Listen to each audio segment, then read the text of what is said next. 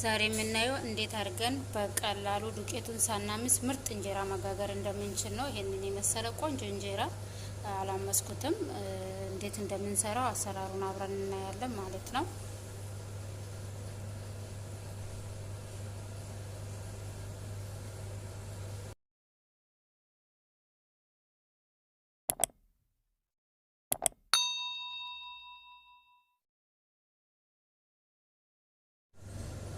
ሰላም ሰላም ውዶቼ እንዴት ናችሁልኝ? የእግዚአብሔር ሰላም ጸጋ ይዛላችሁ። ዛሬ በአዲስ እንጀራ አሰራር መጥቻለሁ። ያው ሞክሬ አይቼ ቆንጆ ስለሆነ ለምን ለእናንተም አላሳይም ብዬ ነው የመጣሁት። አንድ ብርጭቆ የሚያክል የሩዝ ዱቄት፣ ይሄ የሩዝ ዱቄት ነው። የሩዝ ዱቄት ከዛም በኋላ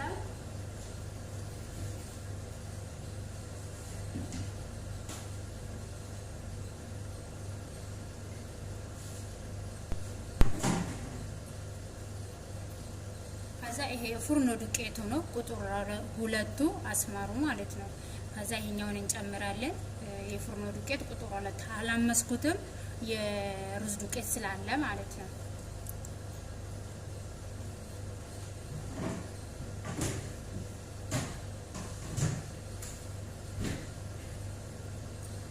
ከዛ አንድ የሾርባ ማንኪያ የሚያክል ጨው፣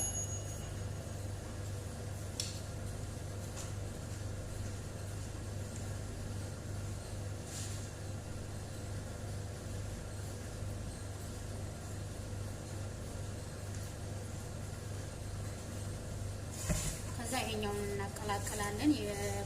የሩዝ ዱቄቱን እና የስንዴ ዱቄቱን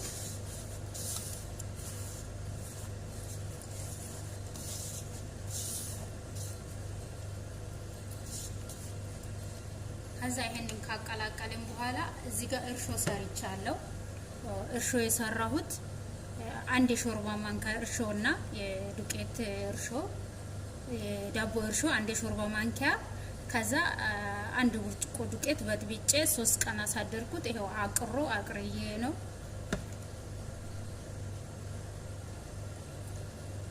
አቅርሬ ነው። አሁን ይሄንን ብጥብጥ አረግና በዚህ በራሱ ነው መናሻው ማለት ነው።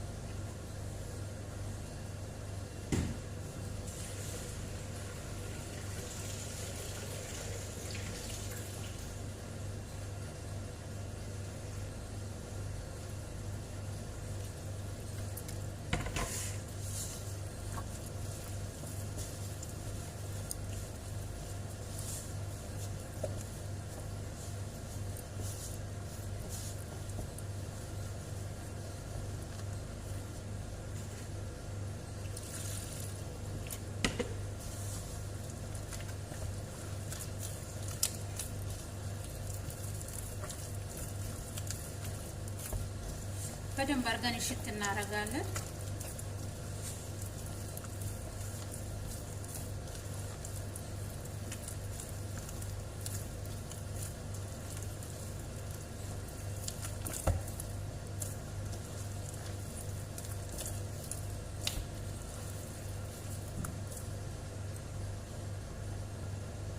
ይሄው እንደዚህ አብክቼ አሽቼ ጨርሻለሁ። አንዴ ስለሆነ ማቃጥ ነው እንደዚህ ቅጥና አድርጌ ትቼዋለሁ።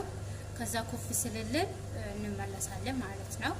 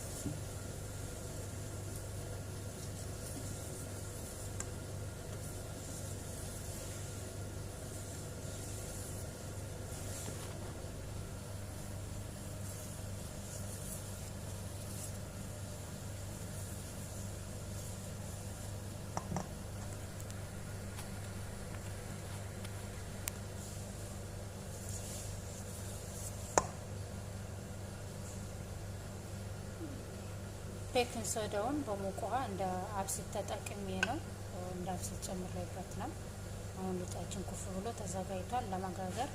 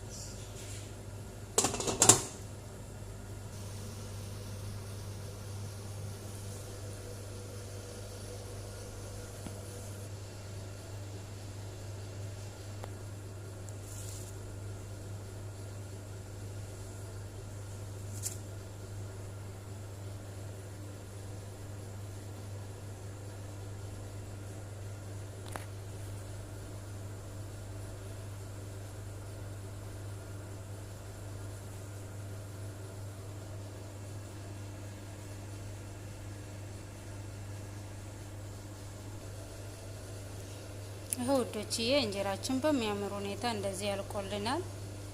እንዲቀዘቅዝልኝ ብዬ ነው እንደዚህ ያራኩት። ፍሪጅ ነው የማደርገው። በርግጥ እንደዚህ አሪፍ እንጀራ ሆኗል። ሁላችሁም ትሞክራላችሁ ብዬ ተስፋ አደርጋለሁ። ያው የተጠቀምኩትን አይታችኋል። አላመስኩትም ዱቄቱን። እንደዚህ ቆንጆ እንጀራ ሆኖ ወጥቷል። ሩዝና የሁለተኛ ዱቄቱን እኩል በኩል ማድረግ ነው። እኩል በኩል ስታደርጉ ቆንጆ ይሆናል ማለት ነውና እንደዚህ ምርጥ ይሄንን የመሰለ እንጀራ ሆኗል። እንግዲህ ሁላችሁም ሞክሩ። የእግዚአብሔር ሰላም ጸጋ ይብዛላችሁ። መልካም አዲስ አመት። አዲሱ አመት የሰላም የደስታ የጤና ይሆንልን። መልካም በዓል። ዛሬ የምናየው እንዴት አድርገን በቀላሉ ዱቄቱን ሳናምስ ምርጥ እንጀራ መጋገር እንደምንችል ነው። ይሄንን የመሰለ ቆንጆ እንጀራ አላመስኩትም። እንዴት እንደምንሰራው አሰራሩን አብረን እናያለን ማለት ነው።